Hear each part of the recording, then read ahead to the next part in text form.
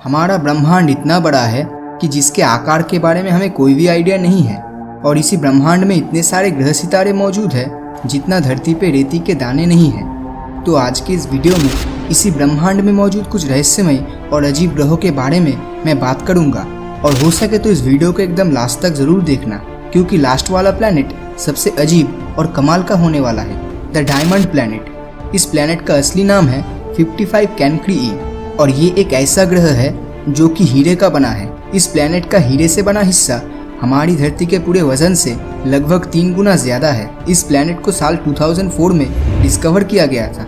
वैज्ञानिकों का कहना है इस प्लैनेट का 1/3 हिस्सा सॉलिड हीरे से बना हो सकता है। जैसा कि हम जानते हैं कि डायमंड कार्बन से बनता है, तो उसी तरह इस ग्रह का ज्यादातर हिस्सा कार्बन का बना है। वैज्ञानिकों ने अनुमान किया है कि इस प्लैनेट के कोर में मौजूद कार्बन के ऊपर बहुत ज़्यादा प्रेशर पड़ने की वजह से ये कार्बन डायमंड में कन्वर्ट हो गया है। ये प्लैनेट स्टार 55 कैनक्री ए के काफ़ी करीब मौजूद है, जिस वजह से इसका टेम्परेचर लगभग 1700 डिग्री सेल्सियस के करीब है। डायमंड से भरा होने के कारण पैसों के मामले में इस ग्रह की कीमत लगभग 27 नॉर्निलियन डॉलर्स की इक्वल है और ये हमारे पूरे धरती के जीडीपी से 385 क्वाड्रिलियन गुना ज़्यादा है। आइडिया के तौर पे एक क्वाड्रिलियन मतलब 1 के पीछे 15 जीरोस और एक नॉर्निलियन मतलब 1 के पीछे 30 जीरोस। आई होप इससे आपको एक आइडिया तो लग ही गया होगा कि इस ग्रह की क्या कीमत हो सकती है। अगला प्लैनेट है केपलर 452b। 2015 में नासा के मुताबिक धरती के जैसा एक प्लैनेट डिस्कवर्ड हो चुका है, जिसका नाम दिया गया है केपलर 452b। जैसे हमारी धरती का अपना खुद का सूरज है, उसी तरह केपलर 452b का भी अपना सूरज है, जिसका नाम है G2। हैरान कर देने वाली बात यह है कि धरती से सूरज की दूरी जितनी है, केपलर 452b के साथ उसके सूरज की दूरी भी लगभग उतनी ही है और यहाँ का एटमॉस्फेरिक कंडीशन भी लगभग हमारी धरती के जैसा ही है। मतलब हमारी अर्थ की तरह यहाँ भी पानी, मिट्टी और हवाएं होने की प्रबल संभावनाएं हैं। इसका मतलब यहाँ पर धरती की तरह बहुत से विचित्र प्रजाति के जीवों के होने का हायर पॉसिबिलिटीज है। पृथ्वी के साथ इतनी सिमिलरिटीज होने के कारण इसे अर्थ 2.0 भी कहा जाता है। सूरज का एक चक्कर लगाने में धरती को 365 डेज लगता है और वही दूसरी तरफ केपलर 452b को अपने सूरज G2 का एक चक्कर लगाने में 385 डेज जितना समय ले लेता है। मतलब दोनों के रिवोल्यूशन टाइम में सिर्फ 20 दिन का डिफरेंस है।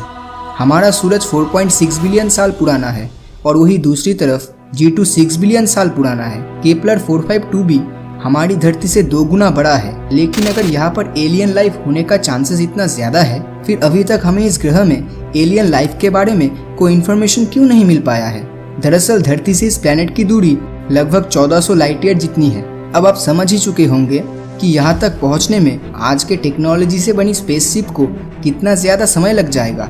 लेकिन अगर फ्यूचर में नासा, SpaceX और इसरो जैसी स्पेस एजेंसी अगर स्पेस ट्रैवल टेक्नोलॉजी को फ्यूचर में इम्प्रूव कर पाए, तो हो सकता है भविष्य में हम इस ग्रह पे कभी ना कभी ज़रूर पहुँच पाएंगे।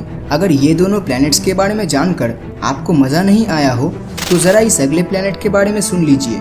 ये ऐसा प्लैनेट है जहाँ पर बारिश जरूर होती है, मगर वो पानी का नहीं बल्कि कांच की होती है। असल में इस ग्रह का वायुमंडल सिलिका के पार्टिकल से बना है और ये सिलिका रेती में पाया जाता है। और ये कांच की बारिश कोई मामूली बारिश नहीं है, क्योंकि यहाँ पर हवाएं लगभग 8700 किलोमीटर पर आवर के रफ्तार से बहती है। आइडिया के लिए बताना चाहूँगा, ये स्पीड साउंड के स्पीड से लगभग 7 गुना ज्यादा है। सुनकर यकीन नहीं होता है ना, लेकिन सच्चाई यही है। एक सेकंड के लिए इमेजिन कीजिए आप एक ऐसे प्लैनेट पे हो जहाँ पर ये सिलिका पार्टिकल कांच के रूप में आसमान से गिर रही है, और वो भी साउंड के स्पीड से 7 गुना ज्यादा तेजी से।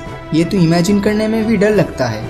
इसके साथ इस ग्रह का तापमान लगभग 930 डिग्री सेल्सियस के करीब है, जो यही सिलिका पार्टिकल को पिघलाकर कांच में कन्वर्ट कर देता है। ये प्लैनेट HD 189773b को बाहर से देखकर कौन बता सकता है कि यहाँ पर कांच की बारिश होती है।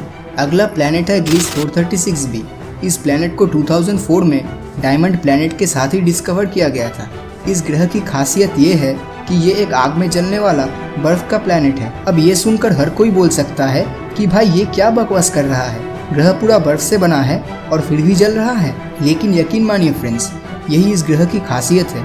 और इस प्लैनेट का एवरेज टेम्परेचर 450 डिग्री सेल्सियस है। मतलब पूरी तरह बर्फ से ढका हुआ प्लैनेट जिसकी एवरेज टेम्परेचर पानी के बॉइलिंग पॉइंट से 4 गुना ज़्यादा है। लेकिन आखिर ऐसा कैसे हो पाया है? असल में इस प्लैनेट का ग्रेविटेशनल फोर्स इतना ज़्यादा है कि अगर हाई टेम्परेचर की वजह से बर्फ़ पिघलकर गैस में कन्वर्ट हो भी जाता है तो वो ऊपर आसमान में जाने की वजह और ग्रेविटेशनल फोर्स की वजह से सीधा प्लैनेट के अंदर चला जाता है और यही गैस फिर से बर्फ़ बन जाती है और यही रोटेशन प्रोसेस चलता रहता है और इसी आकर्षण बल के कारण ये एक नॉर्मल ग्रह की तरह भाप में बदल के बारिश भी नहीं ला पाता। इस प्लैनेट का आकार हमारे सोलर सिस्टम में मौजूद नेपच्यून के बराबर है और अपने सूरज का एक चक्कर लगाने में सिर्फ 2 दिन 15 घंटे का समय लेता है। मतलब यहाँ का 1 साल धरती के लगभग 2.5 दिन में ही खत्म हो जाता है। तो अभी तक मैंने जितने भी प्लैनेट्स के बारे में बताया वो सब हमारी धरती से बहुत ज़्यादा दूर मौजूद है, लेकिन लास्ट वाला प्लैनेट हमारे सोलर सिस्टम में ही मौजूद है जिसका नाम है टाइटन, जो कि सैटर्न यानी शनि ग्रह का चांद है। जैसे धरती का अपना नेचुरल सैटेलाइट मून है, ठीक उसी तरह सैटर्न का भी अपना मून है जिसे टाइटन कहते हैं। लेकिन इसमें आखिर ऐसी क्या खास बात है? टाइटन का एटमॉस्फेयर इतना डेंस है कि ईयर 2005 से पहले हमें ये पता भी नहीं था कि इसके भीतर की सतह पे क्या क्या मौजूद है। तो 2005 के बाद वैज्ञानिक टाइटन के भीतर की सतह के बारे में जान पाने में सक्षम हुए थे, जो कि कुछ इस तरह दिखता है।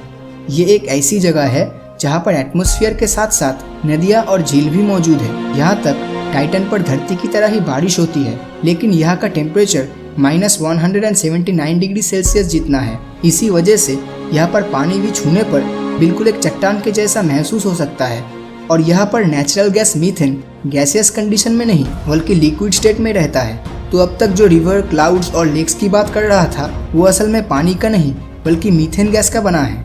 अब तक टाइटन ग्रह के सिर्फ 20% रीजन के बारे में ही साइंटिस्ट जान पाए हैं, लेकिन सिर्फ उसी 20% रीजन में इतना ज़्यादा नेचुरल गैस मौजूद है जो हमारी पूरी धरती में मौजूद नेचुरल गैस और तेल से 100 गुना ज़्यादा है। जिस तरह हमारी धरती पर नेचुरल रिसोर्सेज की कमी दिखाई दे रही है, उस हिसाब से भविष्य में टाइटन ग्रह पर स्पेस मिशन करना इंसानी सभ्यता के लिए बहुत ही फायदेमंद हो सकता है। और टाइटन के बारे में सबसे अजीब बात यह है कि आप चाहे तो टाइटन पर उड़ भी सकते हैं। असल में टाइटन का एटमॉस्फेयर इतना ज़्यादा डेंस है और दूसरी तरफ यहाँ का ग्रेविटी उतना ही कम है। तो इसी वजह से अगर आप अपने दोनों हाथ और पैरों में पंख लगाकर उड़ने की कोशिश करते हो तो आप आसानी से टाइटन के एटमॉस्फेयर में उड़ पाएंगे किसी पंछी की तरह, जो हमारी धरती पे कर पाना लगभग नामुमकिन है। तो इन सारे प्लैनेट्स में से आपको कौन सा सबसे अच्छा लगा नीचे कमेंट करके ज़रूर बताएं। और अगर ये वीडियो आपको अच्छा लगा हो तो इस वीडियो को लाइक और अपने दोस्तों के साथ शेयर करना मत भूलना। और अगर अभी तक आपने हमारे चैनल को सब्सक्राइब नहीं किया है तो सब्सक्राइब करके नोटिफिकेशन बेल को ऑन कर दीजिए, क्योंकि मैं ऐसी ही वीडियोस हर हफ्ते लाता रहता हूँ। तो मिलता हूँ आपसे अगले वीडियो में और हमेशा की तरह थैंक्स फॉर वॉचिंग।